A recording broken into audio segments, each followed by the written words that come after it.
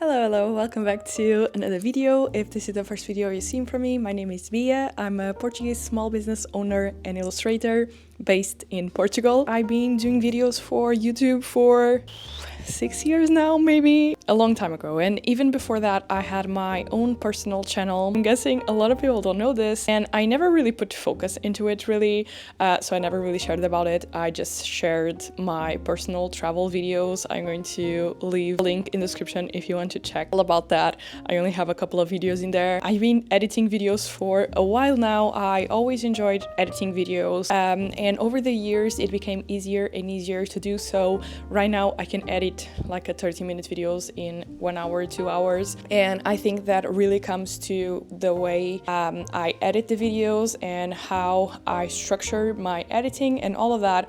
So I thought I could film a video all about how I edit, how I organize my footage, how I do my color grading, everything into one video, which is this one. If you are thinking of starting a YouTube channel, or if you just want to edit your own personal videos as I was doing before, I hope this video helps you in some way. The software that I use is Adobe Premiere. It's the one that I've been using for years and years, so it's the one that I'm most comfortable with, where I have all my presets saved for the color grading. So it's the program that I've been using it for years, so it's the one that I'm most used to it. So it's the one that I'm going to be showing on this video. Keep in mind that my editing is actually quite simple. I don't do anything fancy, so whatever I'm going to be doing and talking on this video, it's available on any editing software. There's plenty of free ones. Everything that I'm going to mention here, it's going to be quick and simple, so you're going to be able to replicate it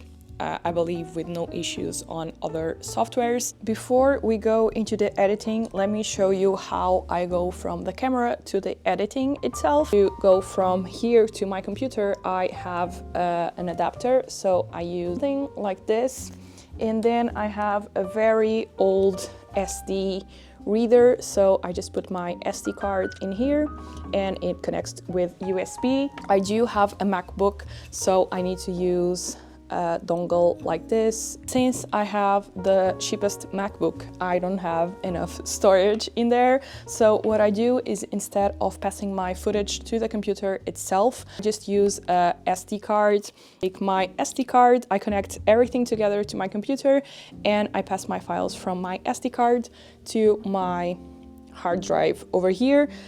Let's do that and pass the files to here.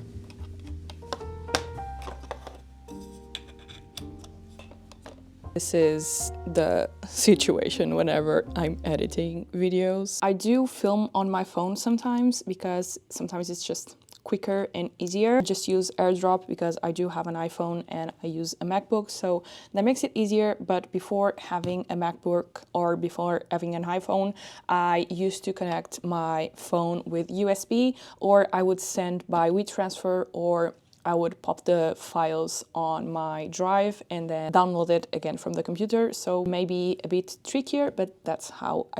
Now that I'm doing vlogmas, it doesn't make a lot of sense for me to do this, so I just basically add the files on my editing software, and then I just put them all together into my editing. But whenever I'm doing studio vlogs or sit-down videos like this one that I'm filming right now, sometimes I have footage from different days, or I have my main footage and then my B-roll and all of that. So sometimes I do divide the files that I have by days or by the type of footage that I need. So let's say the week in the life video that I've made, I basically divide it into days, so it will be easier to edit, because sometimes I have footage from my camera and my phone, so it just makes everything easier to find the files and know. And then I get these files and I send them to my editing software, and it keeps the files divided like that. Same for my other vlogs, so I have divided by dates, and then I had a sponsorship, so I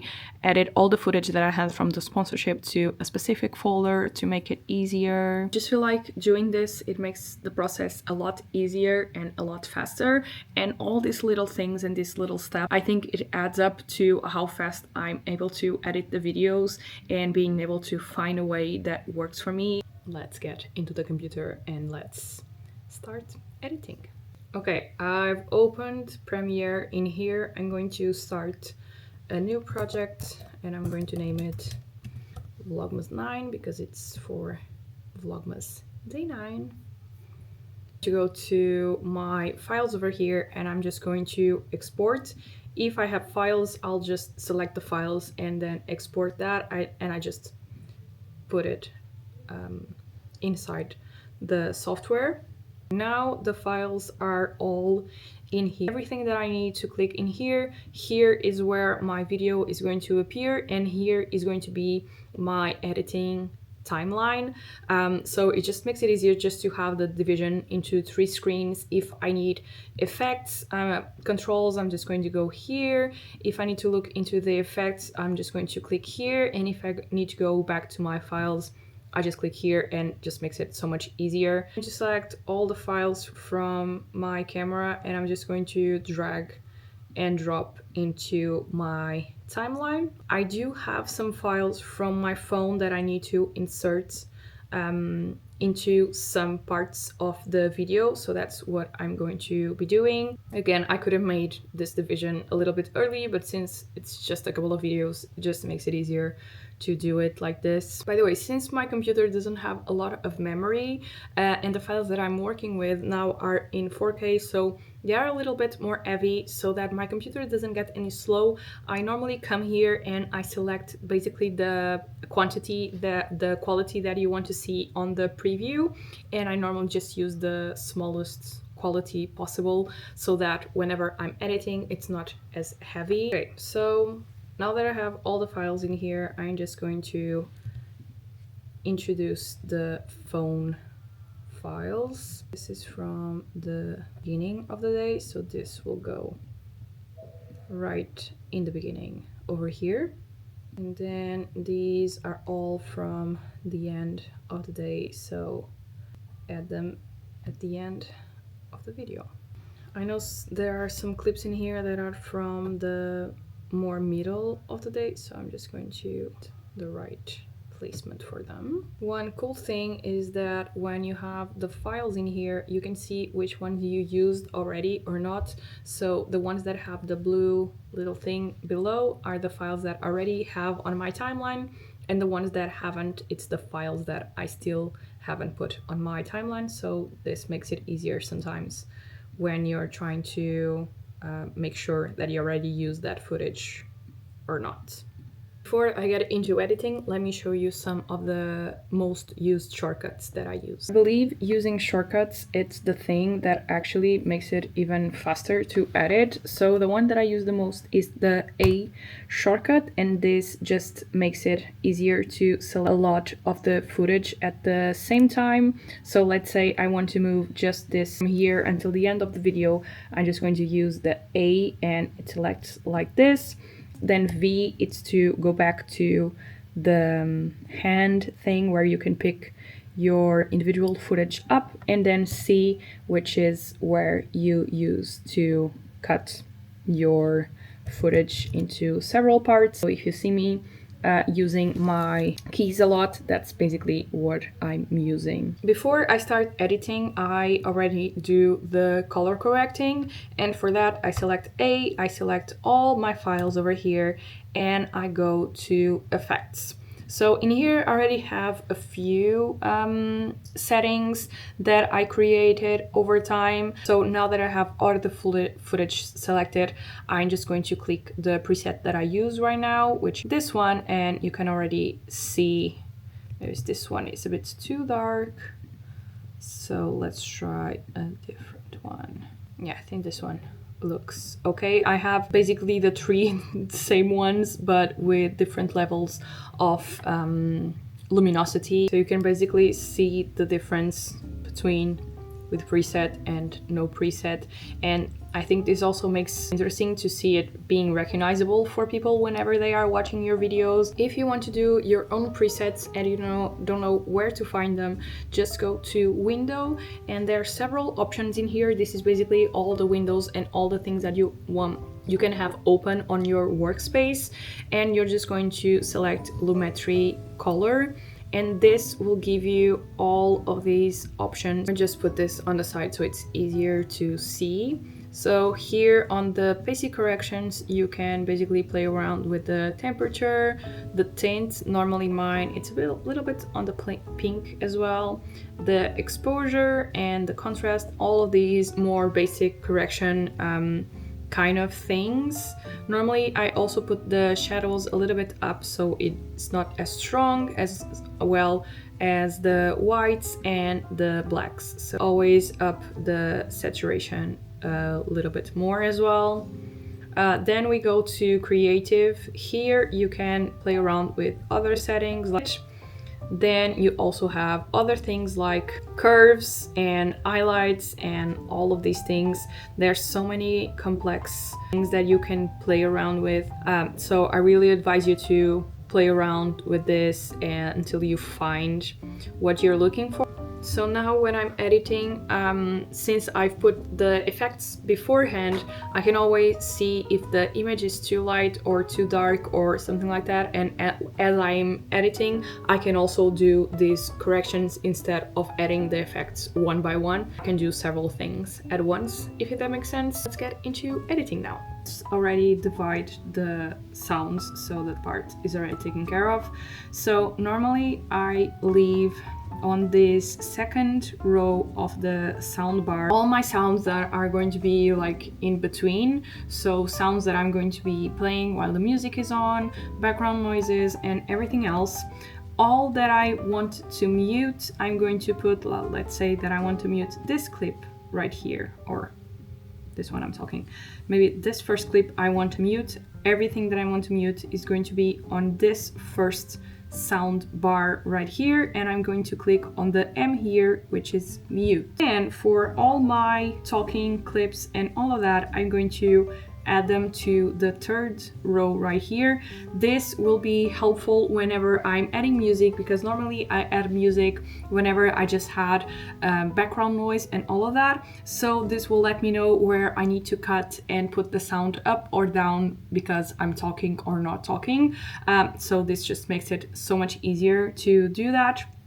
And then my music or any voiceovers are going to be on the fourth sound bar. So as I'm editing and cutting, I'm also going to be doing this division right here. So, okay, I already can tell that these sounds are not on the correct length that I normally put them. I always try for every sound on my video to be on the -12. So I'm just going to select it here. I'm just going to double click on the file on my timeline, and I'm going to go here and select audio gain. Right now the sound, it's around at -24, so I'm just going to add maybe 8 and see how it looks. It's the last day of the market. There's still no one here. Now that I know where I want to cut as well, every time there's very big peaks of sound come up, I know I want to cut them. And whenever I'm filming, I also sometimes realize that whenever I'm putting tape or something, I try to not talk when this happens, so that I can then cut them afterwards. And whenever I see a little bit of a clip that has no sound in between, I know that I'm not talking, and I can cut it as well. Whenever I'm doing something on the background, I try to see what parts are interesting, and I basically just use the ones that I think. Sometimes if I'm doing something that I think it's important or interesting all the way, I just use them as time-lapse. Say I wanted to use this clip right here as a time-lapse. I double click as well. I go to the same settings over here, but I click speed duration, and over here I can just play around with it. Let's say normally I do from 3000 to 5000 on time lapses, so let's put it on 3000, and then this is how it looks. Like this sounds on the time lapse, so normally I just put it on the mute channel right here. As you can tell, I'm using the C and V function a lot. Select it right over here, where I prefer to use the shortcuts because it just makes it so much faster. Whenever I want the clip to start or stop, I just click the spacebar and yeah, it just starts or stop. Only I also have to cut the beginnings and ends of the clip because it's just me setting up the camera or pausing the the footage. To zoom in and zoom out, I use this right here, or I just use my track mouse and I just zoom in and zoom out. I just realized that I didn't have my microphone.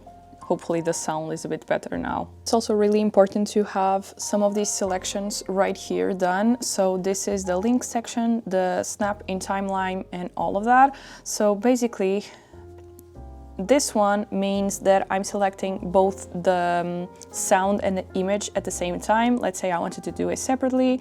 This way I can put the image in one part and the sound in another one. So if I have this selected, it means every time I grab the sound or the image, they will come together.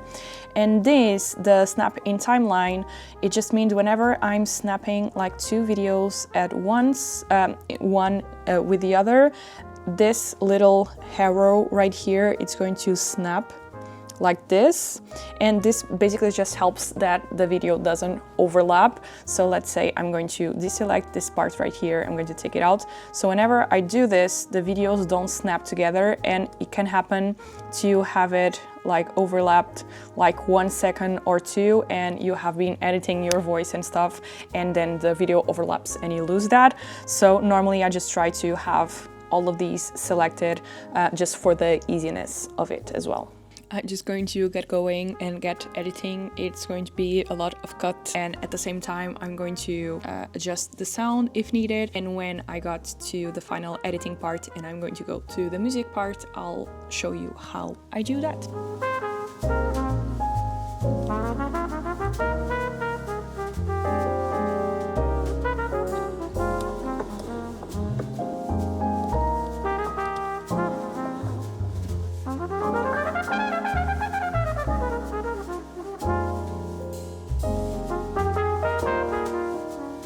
Okay, the vlog, it's edited now, so I did all the cut and everything, so let me show you how it looks. You can see I have all the sounds divided, so the ones that are below, above are the ones that are going to be muted, then the ones in the middle are the sounds and background sounds and where I'm going to add music louder, and then everything below, it's all the voice. I didn't speak much, especially in the beginning. Here, so I think I'm going to add a voiceover, and let's add the music. Regarding the music, I use music from Epidemic Sound, which is a paid platform.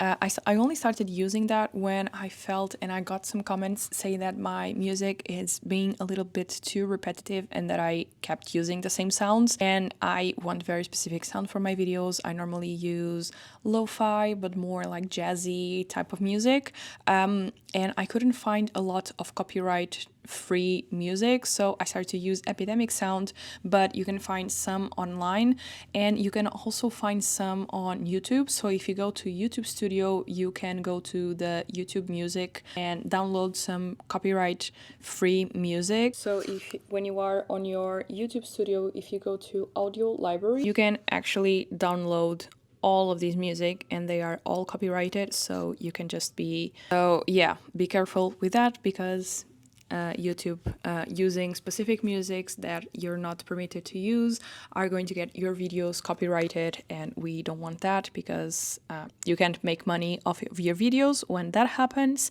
and it can also jeopardize your channel if it keeps happening. I'm going to choose a couple of musics. I need big 1, 2, 3, 4, 5, 6 music.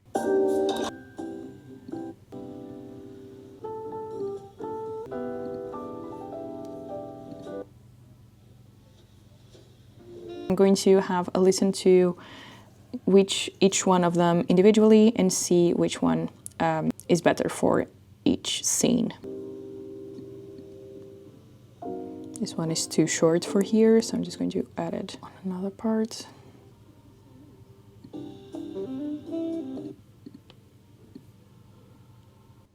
Okay, the music is added, and as you can see, if I go through here, it's very, very high. I don't know why the music always comes super high.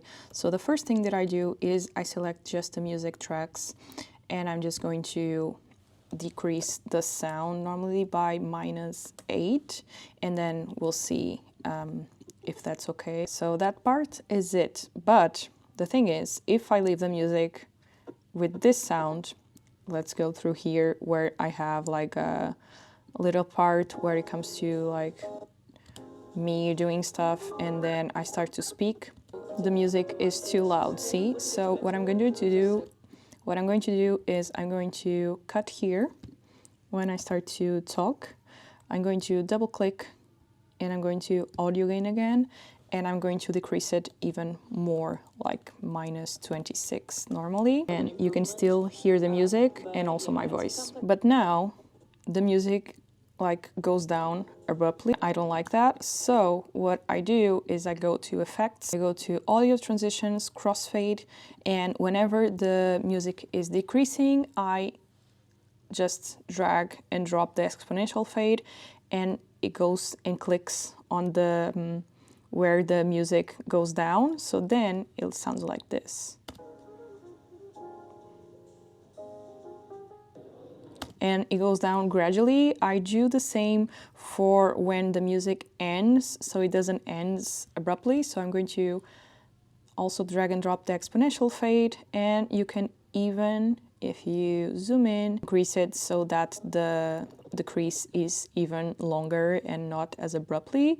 And I use the constant gain in the beginning when the sound is improving. So constant gain when the sound is going up, and exponential fade when the sound is going down. So let's do that here as well. So I have some talking bits here, background sound here, and talking bits here. So I'm going to just cut in between these parts, and I'm going to select all the parts where I have talking. I'm going to decrease the sound, -26. And now I'm just going to do the same that I did. So the sound is starting here. So I'm just going to use the constant gain. It's going up in here. So I'm going to use the constant gain again. It's going down. So exponential fade is going up again in here. So constant gain is going down again in here. So exponential fade, and it's stopping over here. So exponential fade over here as well. So now it sounds like this. It goes up and down a little bit smoother. It's not as strong. And now I basically just do that to all the sounds that I have in here.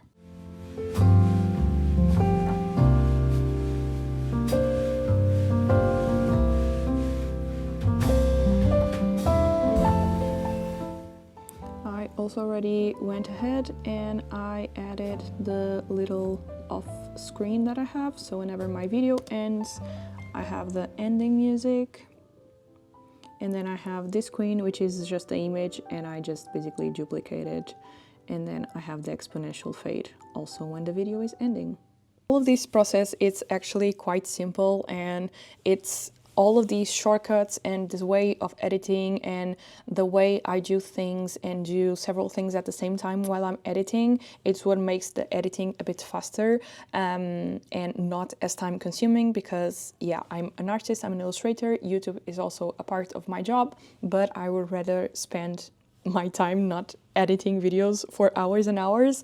So the way that I do things right now, it was really helpful, and it has been very helpful to be more consistent and posting more videos so that I can spend my time doing other bits. If you have any questions, just leave them down below so that I can answer them.